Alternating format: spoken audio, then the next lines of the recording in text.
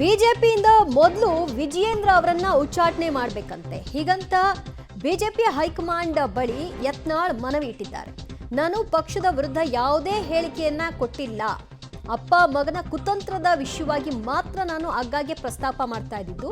ಅವರ ಕುತಂತ್ರದಿಂದಾಗಿ ಅವರುಗಳನ್ನ ಉಚ್ಚಾಟನೆ ಮಾಡಬೇಕು ಅನ್ನುವಂತಹ ಮನವಿಯನ್ನ ಮಾಡಿದ್ದಾರೆ ಯತ್ನಾಳ್ ಅವರು. ಒಟ್ಟಿನಲ್ಲಿ ವಿಜಯೇಂದ್ರ ವಿರುದ್ಧದ ಯತ್ನಾಳ್ ಅವರ ಮಾತುಗಳು ಇನ್ನೂವರೆಗೂ ಕಂಟಿನ್ಯೂ ಆಗ್ತಾ ಇದೆ. ಇವತ್ತು ಕೂಡ ಅದನ್ನೇ ಆಡಿದ್ದಾರೆ.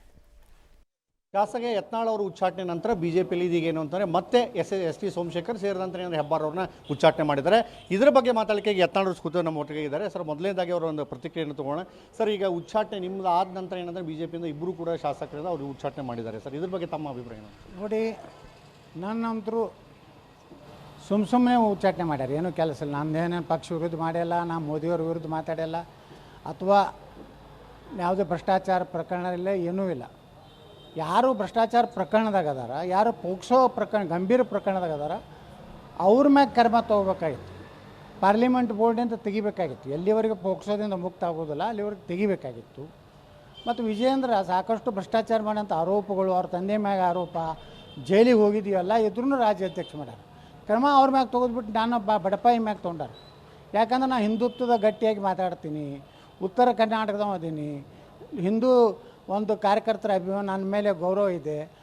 ಲಿಂಗಾಯತ ಒಂದು ವಿಜಯೇಂದ್ರನ ಅವನದಂತೂ ಅಲ್ಪ 0.5% ಇಲ್ಲ ಅವ್ರ ಸಮುದಾಯ.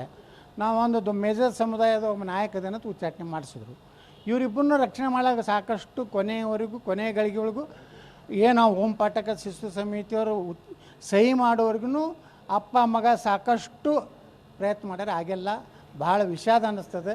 ಇದೊಂದು ವಿಜಯೇಂದ್ರಗೆ ಭಾರಿ ಹಿನ್ನಡೆ ಅಂತೇಳಿ ನಾನು ತಿಳ್ಕೊತೀನಿ. ಅಲ್ಲ, ಇವರಿಬ್ಬರದು ಉಚ್ಚಾಟನೆ ಅಂದರೆ ಪಕ್ಷದ ವಿರೋಧಿ ಮಾಡ್ತಾ ವಿಜಯ ಚಟುವಟಿಕೆಯಲ್ಲಿ ಇದ್ದರು. ಅದರ ಜೊತೆಗೆ ಅನೇಕ ಪಕ್ಷಗಳು ಏನು ನಿರ್ಣಯ ತೊಗೊಂಡಾಗ ಇವರು ಸಭಾತ್ಯಾಗ ಮಾಡೋದು ಕೂಡ ಎದ್ದು ಬರಲಿಲ್ಲ ಅನ್ನೋ ಕೂಡ ಆರೋಪಗಳಿದ್ದಾವೆ. ಈ ನಿಟ್ಟಿನಲ್ಲಿ ನೋಡೋದ ನೀವು ಕೂಡ ಅಲ್ಲೇ ಸಭೆಗೆ ಅಧಿವೇಶನದ ಪಾಲ್ಗೊಳ್ತಿದ್ರಿ, ಆ ರೀತಿ ಮಾಡ್ತಾ ಇದ್ರೆ ಅಥವಾ ಉಚ್ಚಾಟನೆ ಮಾಡಿದ್ದು ಸರಿ ಇದೆ ತಪ್ಪಿದೆ? ನೋಡಿ, ನಾನು ಅವ್ರು ಉಚ್ಚಾಟನೆ ಮಾಡಿ ಸರಿಯೋ ತಪ್ಪು ಅನ್ನೋಕ್ಕಿಂತ ಅವ್ರು ಕೂತು ಮಾತಾಡಬೇಕಾಗಿತ್ತು. ಅವ್ರ ಸಮಸ್ಯೆ ಏನಿದೆ ಎಲ್ಲ ಯಾರೇ ಆಗಲಿ ನೋಡಿರಿ, ಒಬ್ಬ MLAಗಳನ್ನ ಉಚ್ಚಾಟನೆ ಮಾಡೋದಂದ್ರೆ ಅದು ಒಳ್ಳೆಯ ಸಂದೇಶ ಅಂತೂ ಹೋಗೋದಿಲ್ಲ. ಅವ್ರು ಏನಿದ್ರು ನಾನು ಕೂತು ಮಾತಾಡಬೇಕಾಗಿತ್ತು, ಮಾತಾಡಲಿಲ್ಲ.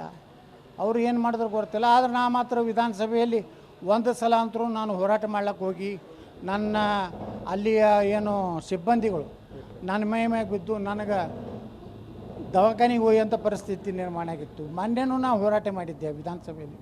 ಆದಾಗ್ಯೂ ಇಷ್ಟು ಪಕ್ಷದ ಶಿಸ್ತಿನ ಸಿಪಾಯಿ ಇದ್ದರು, ನನ್ನನ್ನು ಉಚ್ಚಾಟನೆ ಮಾಡಿದ್ರು. ಅದೇ ವಿಜಯೇಂದ್ರ ನಾವು ಬಾವಿಯಲ್ಲಿ ಹೋರಾಟ ಕೂತಾಗ DK ಶಿವಕುಮಾರ್ ಒಂದು ಪಕ್ಷಕ್ಕೆ ಉಚ್ಚಾಟನೆಯೇ ಒಂದು ಫೈನಲ್ ಅಲ್ಲ. ಆದರೆ ಇಲ್ಲಿ ಮೇಲಿಂದ ಮೇಲೆ ಒಬ್ಬೊಬ್ಬರನ್ನೇ ಉಚ್ಚಾಟನೆ ಮಾಡ್ತಾ ಇದ್ದಾರೆ. ಯಾರ ಉಚ್ಚಾಟನೆ ಸರಿ ತಪ್ಪು ಅನ್ನುವಂತಹ ವಿಶ್ಲೇಷಣೆ ನಾನು ಮಾಡಲ್ಲ, ಬಟ್ ಕರೆದು ಮಾತನಾಡಿಸಿ ಸರಿಪಡಿಸುವಂತಹ ಪ್ರಯತ್ನಗಳು ಇಲ್ಲಿವರೆಗೂ ಆಗಿಲ್ಲ ಅಂತ ಯತ್ನಾಳ್ ಹೇಳಿದ್ದಾರೆ.